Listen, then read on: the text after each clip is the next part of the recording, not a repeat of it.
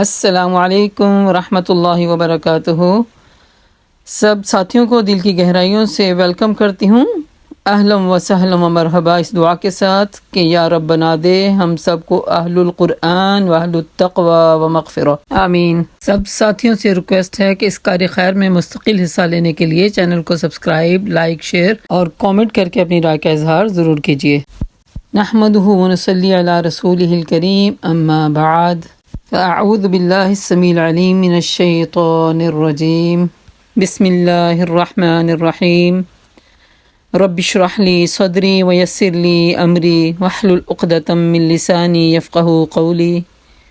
ربنا زدنا علما، اللہم فقہنا فی الدین وعلمنا تأویل۔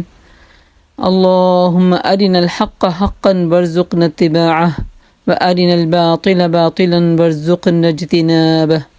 اللہم اہد قلبی وسدد لسانی واسلل سقیمۃ قلبی، آمین ثم آمین یا رب العالمین۔ سب پرانے اور نئے ساتھیوں کو لیسن شروع کرنے سے پہلے دورہ قرآن کا فارمیٹ کلیئر کرنا چاہوں گی کہ ہر پارے کے سٹارٹ میں 21ویں پارے کی سورت الف لام میم سجدہ حفظ کروائی جا رہی ہے، اور اس کے ساتھ کوئی نہ کوئی احادیث یا اقوال کے ذریعے سے ایک موٹیویشن ریمائنڈر بھی دیا جاتا ہے۔ تو سب ساتھیوں سے جو حفظ کرنے کا شوق رکھتے ہیں ان سے التماس ہے کہ سورت کو حفظ کرنے کے لیے شروع لیسن کو فالو کرتے ہوئے ہمارے ساتھ حفظ کیجیے۔ آیت نمبر 6 سورۃ سجدہ۔ اعوذ باللہ من الشیطان الرجیم،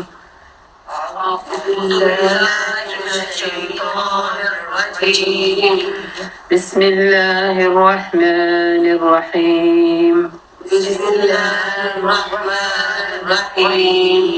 ذلك عالم الغیب والشہادة العزیز الرحیم۔ ذلك عالم الغیب والشہادة العزیز الرحیم۔ ذلك عالم الغیب والشہادة العزیز الرحیم۔ ذلك عالم الغیب والشہادة العزیز الرحیم۔ پڑھیے ایک دفعہ پھر سے۔ ذلك عالم الغیب والشہادة العزیز الرحیم۔ چلے، بارک اللہ لی ولکم۔ ریمائنڈر کے طور پہ موٹیویشنل احادیث۔ پیارے نبی صلی اللہ علیہ وسلم نے فرمایا، من یرد اللہ بہ بخیر یوفقہ فی الدین۔ اللہ جس کے ساتھ بھلائی چاہتا ہے اس کو اس دین کی سمجھ عطا کر دیتا ہے۔ تو شکر اللہ کا، اللہ کی رحمت ہے کہ اللہ نے ہمیں اپنے دین کے لیے جمع ہونے کی توفیق دی اور دین کو سمجھنے کے لیے ہمیں یہاں پہ بٹھایا۔ محبت اور عقیدت اور سمجھ، محبت اور عقیدت ایک چیز ہے اور سمجھ الگ چیز ہے۔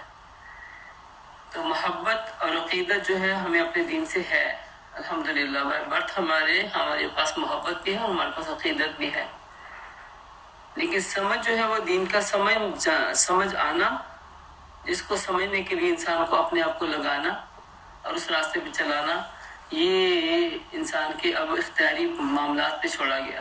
محبت تو تھی نا ہمارے دل میں، عقیدت بھی تھی، لیکن آگے دین کی سمجھ کے لیے ہم کتنا اپنے آپ کو وقف کر رہے ہیں، یہ اللہ تعالیٰ یہاں پہ ہمیں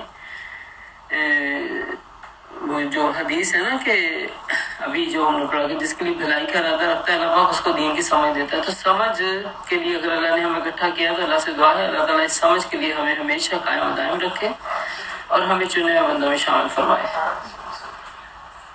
اور یہ سراسر اللہ کی رحمت ہوتی ہے کہ اللہ نے ہمیں توفیق دی، ہم گھروں سے نکلے بیٹھے اور اللہ کے دین کو سمجھ رہے ہیں، اور یہ سمجھ جو ہے دنیا آخرت میں خیر کثیر پانے کا ذریعہ ہے۔ اس سے دنیا بھی بنتی ہے اور اس سے آخرت بھی بنتی ہے، اور یہ بہت بڑی نعمت ہے۔ اور ہر نعمت کو پانے کے لیے انسان کو کیا چاہیے؟ کوشش تو کرنی چاہتا ہوتی ہے نا، کوشش، محنت۔ نبی پاک صلی اللہ علیہ وسلم نے فرمایا، زید بن حبیش کہتے ہیں کہ میں سفوان بن حسن کی خدمت میں حاضر ہوا، انہوں نے پوچھا کیسے آئے ہو؟ میں نے کہا علم حاصل کرنے کے لیے آیا ہوں۔ تو انہوں نے کہا میں نے رسول اللہ صلی اللہ علیہ وسلم کو فرماتے ہوئے سنا ہے کہ جو شخص علم کی طلب میں اپنے گھر سے نکلے تو فرشتے اس کے عمل کو پسند کرتے ہیں، فرشتے اس کے عمل کو پسند کرتے ہیں، کرنے کی وجہ سے اپنے پر پھیلا دیتے ہیں۔ اللہ اکبر۔ اور ہر دفعہ ہمیں یہ ریمائنڈر اپنے آپ کو یاد کروانا چاہیے کہ میں اگر اللہ کی خاطر گھر سے نکلی ہوں، اللہ کے دین کی خاطر نکلی ہوں، تو اللہ کے فرشتے ونگز بچھا رہے ہیں میرے راستوں میں، کہ یہ ایسا رحمت اور برکتوں والا کام ہے کہ فرشتے بھی اپنے پر بچھاتے ہیں، اور کائنات کی ہر چیز جو ہے وہ اس انسان کے لیے دعائے خیر کرتی ہے۔ قرآن پاک میں فرماتے ہیں یرفع اللہ الذین آمنوا اوتوا العلم درجات، کہ اللہ ان لوگوں کو درجوں میں بلند کرے گا جو تم لوگوں میں ایمان لائے اور جنہیں علم عطا کیا گیا۔ تو ہم دیکھتے ہیں کہ دین سیکھنا اور نہ سیکھنے والوں میں ایک فرق آ جاتا ہے۔ دین کی وجہ سے اللہ تعالیٰ آپ کو معتبر کر دیتا ہے، اللہ کہ اللہ معاف کرے کہ انسان کے اندر کوئی بناوٹ نہ ہو۔ اخلاص والا دین سیکھنے والوں کو اللہ تعالیٰ عزتیں بھی دیتا ہے۔ یعنی ایمان میں تو بہت سارے لوگ مشترک ہوتے ہیں، مگر علم کی وجہ سے پھر ایمان کے درجات بنتے ہیں۔ چاہے وہ اللہ کے نبی صلی اللہ علیہ وسلم نے فرمایا کہ جماعت کرانے کے لیے آپ اس بچے کو بھی آگے کر سکتے ہیں جو آپ سب میں سے علم میں زیادہ ہے، تو پھر وہ بچہ بھی آپ کی امامت کروا سکتا ہے، کیونکہ اس کو اللہ نے درجہ دے دیا۔ کہ جو یہ علم ایمان کے درجے بڑھتے ہیں تو انسان اللہ کے قریب سے قریب تر ہوتا جاتا ہے۔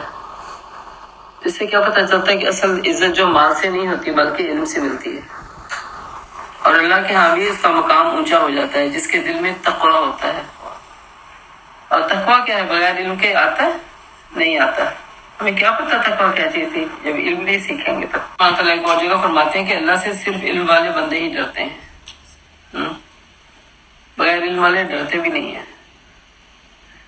ابو ہریرہ سے مروی ہے، نبی پاک صلی اللہ علیہ وسلم سے انہوں نے سنا کہ آپ فرما رہے تھے خبردار بے شک دنیا ملعون ہے اور اس کی تمام چیزیں ملعون ہیں، یعنی اللہ کی رحمت سے دور ہیں اور اللہ کی رحمت سے دور کرتی بھی ہیں۔ البتہ اللہ کا ذکر اس کی معمول چیزیں اور عالم اور متعلم، یعنی سکھانے والا اور سیکھنے والا دونوں اللہ کی رحمتوں میں آ جاتے ہیں۔ سبحان اللہ۔ سیکھنے اور سکھانے والوں کے لیے دونوں کو اللہ تعالیٰ کی رحمتوں کو سائے میں ہوتے ہیں وہ۔ اسی طرح پیارے نبی صلی اللہ علیہ وسلم نے فرمایا جو اللہ کی خاطر علم کے راستوں پہ نکلتا ہے، کائنات کی ہر چیز، تمام جاندار اور فرشتے اس کے لیے دعائے مغفرت کرتے رہتے ہیں۔ اگر وہ اس راستے میں فوت ہو جائے تو اس کو شہادت کا رتبہ ملتا ہے۔ سبحان اللہ، اللہم اجعلنا فیہم، آمین ثم آمین۔ اسی طرح فرمایا کہ مومن کی ہمیشہ دو ہی حالتیں ہو سکتی ہیں، یا وہ سیکھنے والا ہوتا ہے یا سکھانے والا ہوتا ہے، یہاں تک کہ وہ قبر کی گود میں چلا جائے۔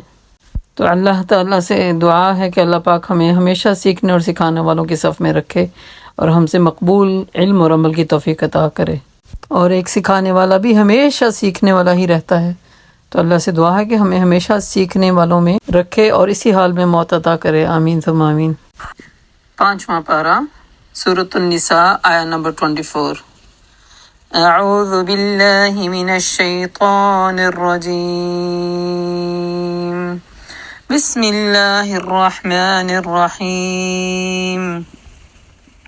والمحصنات من النساء إلا ما ملكت أيمانكم كتاب الله عليكم وأحل لكم ما وراء ذلكم أن تبتغوا بأموالكم محسنين غير مسافحين، فما استمتعتم به منهن فآتوهن أجورهن فريضة، ولا جناح عليكم فيما تراضيتم به من بعد الفريضة، ان اللہ کان علیما حکیما۔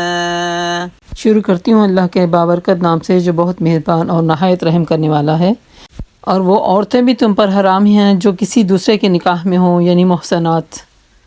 یہاں محسنات سے مراد مفسرین بتاتے ہیں کہ 4 طرح کی اس میں عورتیں ہوتی ہیں۔ 1 شادی شدہ عورتیں، نمبر 2 آزاد عورتیں، نمبر 3 پاک دامن عورتیں، اور نمبر 4 مسلمان عورتیں۔ ایسی عورتیں اس سے مستثنا ہیں جو جنگ میں تمہارے ہاتھ ہیں، یہ اللہ کا قانون ہے جس کی پابندی تم پر لازم کر دی گئی ہے۔ کیا پتہ چلتا ہے کہ یہاں پہ کہ جو آلریڈی نکاح میں ہوں کسی کے، وہ انسان کی وش نہیں ہو سکتے. جو آلریڈی کسی کے نکاح میں ہوں تو وہ انسان اس سے نکاح نہیں کر سکتا، اور نہ ہی دلوں میں مردوں کو وش رکھنی چاہیے. اور لیکن وہ عورتیں مستثنا ہیں جو جنگ میں آتی تھیں، جنگی قیدی بن کے. آپ کو پتہ ہے وہاں پہ شروع میں کوئی ایسے انتظامات تو نہیں تھے کہ قیدیوں کو قید خانے میں رکھا جائے، ہے نا. تو گھروں میں تقسیم کر دیا جاتا تھا تاکہ انڈیویجول بیسس پہ جو ہے ان کی ایک لک آفٹر بھی ہو سکے، اور خاص طور پہ عورتوں کو پھر مختلف صحابہ کی ذمہ داری میں دے دیا جاتا تھا نکاح کے ذریعے. تو اس طرح وہ، کیونکہ پچھلے مردوں سے ان کا جب وہ آ جاتی تھی قید ہو کے، تو پچھلے مردوں سے ان کا نکاح جو ہے وہ منسوخ ہو جاتا تھا. کیونکہ اگر آ کے اور دائرہ اسلام میں خاص طور پہ جب داخل ہو جاتی ہیں تو پھر وہ ان کا نکاح بھی منسوخ ہو جاتا تھا. اور ایسا اگر لونڈی غلام بن کے رہتی تھی تب بھی ظاہر وہ آپ کی پراپرٹی ہے، ان کی نہیں رہی. اس وجہ سے پھر وہ ان عورتوں سے تو آپ نکاح کر سکتے ہیں جو آلریڈی پیچھے تھی، لیکن چونکہ اس وقت وہاں سے کٹ کے آپ کے پاس آ گئی ہیں اور آپ کی قید میں آ گئی ہیں، تو اب وہ آپ کی پراپرٹی بن گئی ہیں. تو ان سے نکاح کر کے ان کے ساتھ اپنا معاملہ کر سکتے ہیں. نکاح جو ہے انسان کو دین کو مکمل کرتا ہے، آدھا مکمل کرتا ہے. اور اللہ کے نبی صلی اللہ علیہ وسلم نے فرمایا نکاح کرنے والا اپنے دین کو آدھے کو مکمل کرتا ہے، اور باقی آدھے کے لیے اسے اللہ سے ڈرتے رہنا چاہیے. اور ان کے ماسوا جتنی عورتیں ہیں انہیں اپنے اموال کے ذریعے حاصل کرنا تمہارے لیے حلال کر دیا گیا ہے. یعنی اس کے اوپر جو بھی عورتیں ہیں جیسے جن سے بھی شادی کرنا چاہتے ہو تو مال کے ذریعے مطلب کیا ہے؟ مہر دے کے شادی کر سکتے ہیں، مہر کے بغیر شادی نہیں کر سکتے. اور مہر دینا واجب ہے. صرف کاپی میں لکھنا یا رجسٹر میں لکھنا ہی نہیں ہونا چاہیے کہ وہاں پہ لکھ دیا گیا کہ آپ کو اتنا مہر، اور ساری زندگی اور ان کو پتہ ہی نہیں ہوتا کہ مجھے مہر کیا ملا. تو دیکھیں اللہ کے نبی صلی اللہ علیہ وسلم نے مہر کے بغیر نکاح جو ہے وہ زنا میں کاؤنٹ ہوتا ہے. اللہ ماشاء اللہ کہ آپس کی دونوں کی جو ہے ہم آہنگی ہو جائے. وہاں عورت کہے کہ نہیں چلے میں معاف کرتی ہوں، یا اپنے خامد کی وجہ سے وہ اس کی لو میں اس کو کہے کہ میں آپ کو ہبہ کر دیتی ہوں، ڈونٹ وری کوئی بات نہیں، اگر آپ دینے کے قابل نہیں ہیں تو وہ معاف کر دے تو وہ سیپریٹ ایک چیز ہے. لیکن معاف کروایا نہیں جا سکتا، معاف کروایا نہیں جا سکتا. زبردستی کسی کو معاف کروانا یہ حرام ہے. وہ نکاح باطل ہو جاتا ہے جس میں انسان کو مہر، عورت کو مہر نہیں دیا جاتا. بشرطے کہ سارے نکاح میں ان کو تم محفوظ کرو، یعنی لا کے ان کو نکاح میں عزت دو. ایسا نہ ہو کہ تم اپنی وہ کہتے ہیں شہوت تو پوری کرو، اس کے بعد اس کو پھر اس سے فائدہ نہ اٹھاؤ. تو اس کو محفوظ کرو، یعنی عزت دو. نہ کہ یہ کہ یار آزاد شہوت رانی کرنے لگو. مطلب ہے کہ وہ کوئی تمہاری کوئی معشوق کا یا دل لگی کا سامان نہیں ہے کہ جسے تم اپنا وقت ٹائم پورا کرو اور بعد میں اس کو چھوڑ دو، یا وہ عزت نہ دو جو اس کو اصل میں دینی چاہیے تھی. کہ جو ازدواجی زندگی کا لطف تم ان سے اٹھاؤ، ان کے بدلے ان کے مہر بطور فرض کے ادا کرو. دیکھیں دوبارہ تاکید آ گئی. اور مہر مرد کو دے کے یہ فرض ہے، اسی کی وجہ سے وہ حلال ہوتی ہے عورت اس پہ. البتہ مہر کی قرارداد ہو جانے کے بعد آپس کی رضامندی سے تمہارے درمیان اگر کوئی سمجھوتا ہو جائے تو اس میں کوئی حرج نہیں ہے. ان اللہ کان علیما حکیما، بے شک اللہ تعالیٰ بہت علم بر اور حکمت والا ہے، یعنی وہ علیم بھی ہے اور دانا بھی ہے. جو شخص تم میں سے اتنی قدرت نہ رکھتا ہو کہ خاندانی مسلمان عورتوں سے نکاح کر سکے تو اسے چاہیے کہ تمہاری ان لونڈیوں میں سے کسی کے ساتھ نکاح کر لے. دیکھیں خاندانی عورت کا مہر اونچا ہوتا ہے. کیا پتہ چلتا ہے؟ خاندانی جو عورت ہے اس کا مہر وہ اونچا ہوتا ہے، جو لونڈی غلام ہے اس کا مہر نیچا ہوتا ہے. یہ فرق اسی لیے کہا گیا نا کہ اگر تم اس سے خاندانی عورتوں سے اتنی پراپرٹی نہیں ہے تمہارے پاس کہ تم ان سے نکاح کر سکو، تو پھر کیا کرو؟ تو پھر کم از کم اپنے نظروں کو حلال پہ رکھنے کے لیے، اپنے ایمان کو سیف کر رکھنے کے لیے ایسی لونڈی غلاموں سے نکاح کر لو جو تمہارے قبضے میں اور مومنہ ہو. شرط یہی ہے کہ وہ مومنہ ہو. اللہ تمہارے ایمانوں کا حال خوب جانتا ہے. تم سب ایک ہی گروہ کے لوگ ہو، لہٰذا ان کے سرپرستوں کی اجازت سے ان کے ساتھ نکاح کر لو. معروف طریقے سے ان کے مہر بھی ادا کرو تاکہ وہ سارے نکاح میں محفوظ اور محسنات ہو کر رہیں. جب انسان کو اتنی پروٹیکشن مل رہی ہوتی ہے تو وہ عورت کو بھی ایک مان ملتا ہے نا، یہ اچھا میرا گھر ہے، یہ میری چھت ہے، یہ میرا محافظ ہے. تو جب آپ اس کو دروازے کے کنارے پہ رکھیں گے تو اس کو کیا مان ملے گا؟ تو آزاد شہوت رانی نہ کرتی پھرے. عورتوں پہ بھی ہے کہ وہ اب چیٹ کرنے والی نہ ہو، اپنے خامدوں کے ساتھ سنسیئر ہوں، نہ چوری چھپے آشنائیاں کریں. پھر جب وہ حصار نکاح میں محفوظ ہو جائیں تو اس کے بعد کسی بدچلنی کی مرتکب ہوں تو ان پر اس سزا کی بنسبت آدھی سزا ہے. کن کے اوپر؟ لونڈی غلاموں کے اوپر. محسنات کے بنسبت آدھی سزا ہے جو خاندانی عورتوں کے لیے مقرر ہے. یہ سہولت تم میں سے ان لوگوں کے لیے پیدا کی گئی ہے جس کو شادی نہ کرنے سے بندے تقویٰ کے ٹوٹ جانے کا اندیشہ ہو. لیکن اگر تم صبر کرو تو یہ تمہارے لیے بہتر ہے. وَإِن تَصْبِرُوا خَيْرٌ لَكُمْ وَاللَّهُ غَفُورٌ رَحِيمٌ. اللہ کو تم بخشنے والا پاؤ گے. تو زانیہ عورت کی تو دعا بھی قبول نہیں ہوتی. اللہ کے نبی صلی اللہ علیہ وسلم نے فرمایا جو اللہ تبارک تعالیٰ آدھی رات کو آسمانی دنیا پہ آ کے پکارتے ہیں کہ ہے کوئی مجھ سے مانگنے والا، ہے کوئی مجھ سے بخشش مانگنے والا، ہے کوئی مجھ سے رزق طلب کرنے والا، تو اللہ تعالیٰ کو پکارنے والوں کو اللہ جواب بھی دیتا ہے اور سنتا بھی، ان کی دعا بھی قبول کرتا ہے. لیکن زانیہ عورت کی دعا قبول نہیں ہوتی کیونکہ جس نے اپنی شرم گاہ کو روزی روٹی کمانے کا ذریعہ بنا دیا. اللہ معافی، استغفر اللہ. اس سے کیا پتہ چلتا ہے کہ جسم فروشی کرنا سخت کبیرہ گناہوں میں سے ایک گناہ ہے، اور جو لوگ اس کو اپنی روزی روٹی کا دھندا بنا لیتے ہیں وہ اس سے بھی بہت بڑا کبیرہ گناہ ہے، اور وہ ایسے لوگ اللہ کی لعنت کے مستحق ہیں.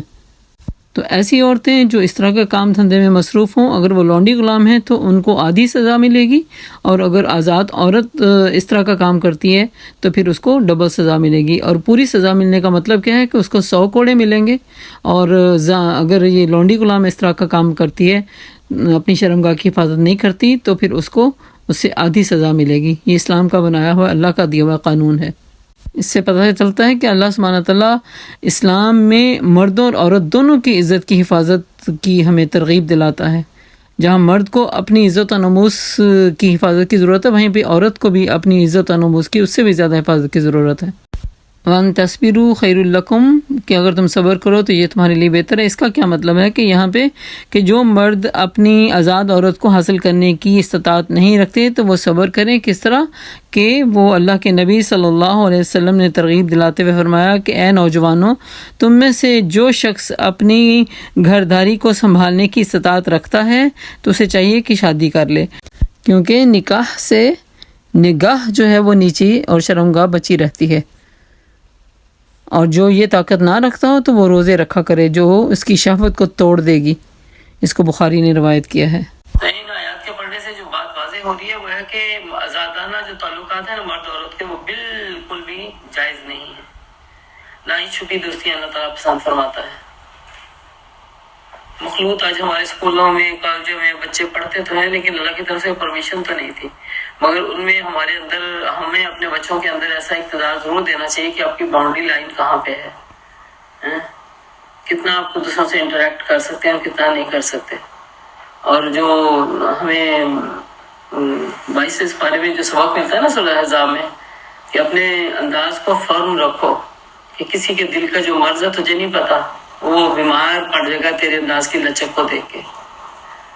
تو یہ ذرا مخلوط ترین، اسی طرح مخلوط جو محفلیں ہیں ان سے بھی انسان کو باز رہنا چاہیے. کیسی مسلمانی ہے ہماری کہ ہم مسلمان ہونے کے باوجود اپنی شادی بیاہ کے منگن جو فنکشن ہے وہ سیگریگیٹڈ نہیں کرتے، سیپریٹ نہیں کرتے، بلکہ کیا کرتے ہیں کہ مکس اکٹھے کرتے ہیں نا. تو اللہ کی وہ شریعت کو، اس لاء کو توڑ رہا ہے نا انسان، جس کو اللہ تعالیٰ نے منع کیا. تو پھر برکتیں کیسے آئیں گی؟ تو کہا خواہ وہ لونڈی ہو یا آزاد عورت ہو، کسی کے ساتھ بھی خفیہ تعلقات نہیں رکھ سکتے. اور چھپی دوستیاں، یہ فونوں کے ذریعے چھپی دوستیاں ہو جائیں، ماں باپ کو پتہ ہی نہیں، آپ ساتھ بیٹھے ہیں لیکن ساتھ باتیں ہو رہی ہیں، ہے نا. تو یہ سب جب تک بچوں کا اویئرنیس نہیں ہوگی وہ کیسے بچیں گے؟ جب تک ہمیں اویئرنیس نہیں ہوگی ہم کیسے بچیں گے؟ یرید اللہ لیبین لکم ویہدیکم سنن الذین من قبلکم. اللہ چاہتا ہے کہ تم پر ان طریقوں کو واضح کرے، انہیں طریقوں پر تمہیں چلائے جن کی پیروی تم سے پہلے گزرے ہوئے صلح کرتے تھے، اور اپنی رحمت کے ساتھ تمہاری طرف متوجہ ہونے کا ارادہ رکھتا ہے، اور علیم بھی ہے اور دانا بھی ہے. ہاں اللہ تم پر رحمت کے ساتھ توجہ بھی کرنا چاہتا ہے. سبحان اللہ. اللہ تعالیٰ نے اعتدال کا راستہ بتا دیا، اور اعتدال کا راستہ نکاح سے کمپلیٹ ہوتا ہے، آزاد شہوت رانی سے بھی نہیں ہوتا، اور دوسرا ہے کہ چھپی دوستیوں کی وجہ سے بھی نہیں ہوتا.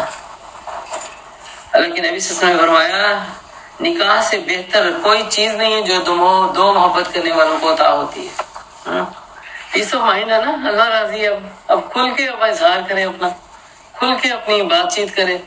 اللہ نے پرمیشن دے رکھی ہے، نکاح ہو گیا ہے، شادی ہو گئی ہے. اور ایک وہ کام ہے جس میں کہتے ہیں نا اللہ کی طرف سے گلٹ ہے، پتہ ہے کہ ہم گناہ کر رہے ہیں، والدین سے چھپ کے کر رہے ہیں تو اور بھی ڈبل گلٹ ہو جاتا ہے کہ ماں باپ کی طرف سے تو اجازت نہیں تھی اس طرح کے کام کرنے کی، تو وہ پھر سراسر گناہوں کا دروازہ کھولنے والی چیزیں بن جاتی ہیں۔ اور عام طور پہ دنیا میں بعض اوقات دو انتہائیں بھی پائی جاتی ہیں، یا تو کچھ مردوں کا یہ معاملہ ہوتا ہے کہ گھر کی جو بھاوج ہے اس کے ساتھ بھی بات نہیں کرنا پسند کرتے، کسی گلی محلے میں گزر جائیں تو اس کو پہچاننا پسند نہیں کرتے، یہ کیسی رشتہ داری ہے؟ یہ ایسا ہے، یہ لیول ایکسٹریم کا کہ اب چونکہ یہ میری غیر محرم ہے اس سے تو بس کہتے ہیں میں نے بچ کے رہنا، تو رشتہ کدھر گیا، صلہ رحمی کدھر گئی؟ اور کچھ ایکسٹریم اگلی جو ہے وہ کہتے ہیں کہ سب غلط ملت کرو ٹھیک ٹھاک ہے، تو دونوں کے درمیان جو راستہ ہے وہ اللہ تعالیٰ نے پسند فرمایا۔ تو اللہ تعالیٰ کیوں پسند فرماتے ہیں؟ اللہ نے آپ کی طرف ہم سب کی طرف توجہ کی ہے، مگر کچھ لوگ اپنی خواہشات نفس کی پیروی کر رہے ہیں، وہ چاہتے ہیں کہ تم راہ سے ہٹ کر دور نکل جاؤ۔ اللہ تم پر سے پابندیوں کو ہلکا کرنا چاہتا ہے، یہ انتمیل میلا عظیما ہے، حق سے باطل کی طرف جھک جانا، ایسا جھک جانا کہ انسان کو احساس ہی نہ رہے کہ حق کیا تھا۔ اللہ تم پر سے پابندیوں کو ہلکا کرنا چاہتا ہے، کیونکہ انسان کمزور پیدا کیا گیا ہے۔ کیسی کیسی تعصبات کی، معاشرے کی، فیشن کی، رواجوں کی پابندیاں ہوتی ہیں، اللہ ان سے آزاد کر کے انسان کو ایک الٹیمیٹ قانون دے رہا جا رہا ہے جو بھلائی کا قانون ہے، جس میں خواہشات نفس کو لگام دینے کی آسانی نظر آتی ہے کہ اس کو کیسے لگام دے سکتے ہیں، ٹپس نظر آتے ہیں انسان کو، اچھا اپنی خواہشات کو کیسے انسان قابو کر سکتا ہے۔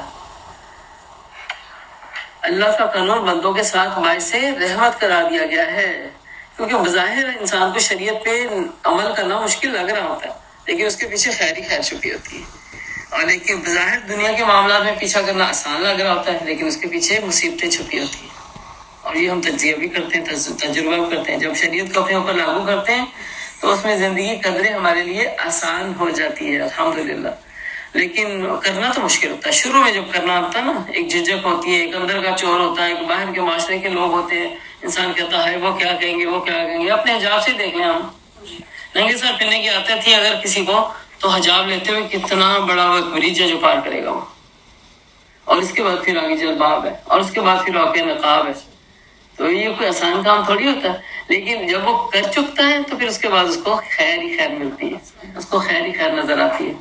اور بظاہر دنیا میں کیا ہے، وہ کہتا ہے نا ننگے سر پھرنا بڑا ایک چمکدار لگ رہا ہوتا ہے، فیشن کرنا، زینت دکھانا بڑا آسان لگ رہا ہوتا ہے، لیکن اس کے پیچھے جو وبائیں آتی ہیں وہ بڑی سخت ہوتی ہیں۔ تو اللہ تعالیٰ کا قانون جو ہے ہمارے لیے ہمیں سختی نہیں، یرید اللہ ان یخفف عنکم وخلق الانسان ضعیفا، اللہ تعالیٰ نے تم پر سے پابندیوں کو ہلکا کرنا چاہتا ہے کیونکہ انسان ہے ہی کمزور پیدا کیا گیا ہے۔ مطلب جب شریعت کو اپنائیں گے تو اس سے کیا انسان اپنے آپ کو ان رواجوں، تعصبات اور معاشرے کی بہت ساری گندی نظروں سے اپنے آپ کو بچا لیتا ہے۔ آخر دعوانا الحمدللہ رب العالمین۔ اس دعا کے ساتھ کہ جو کچھ اے الہی ہم نے سیکھا سمجھا پڑھا اس پہ عمل کی توفیق عطا فرما، اور جو غلطی ہوگی اسے درگزر فرما، ہمیں اپنی عزت و ناموس کی حفاظت کرنے کی توفیق عطا فرما۔ یا اللہ جو تو نے اپنی شریعت ہم پہ لاگو کی ہے اس پہ ہمیں اپنی پوری طرح عمل کرنے کی توفیق عطا فرما۔ یا اللہ ہمیں شریعت کی حدود کی حفاظت کرنے والا بنا دے۔ یا اللہ تیری طرف سے دی ہوئی جو آسانیاں ہیں دین کی شکل میں، اللہ تعالیٰ اس کو اپنانے کی توفیق عطا فرما، صبارین شکور بنا دے۔ یا اللہ ہمیں نیکیاں کرنے، بھلائیوں کا حکم دینے اور برائیوں سے منع کرنے والا بنا دے۔ آمین ثم آمین۔ ربنا تقبل منا انک انت السمیع العلیم وتب علینا انک انت التواب الرحیم۔ سبحانک اللہم وبحمدک نشہد ان لا الہ الا انت نستغفرک ونتوب الیک۔ السلام علیکم ورحمۃ اللہ وبرکاتہ۔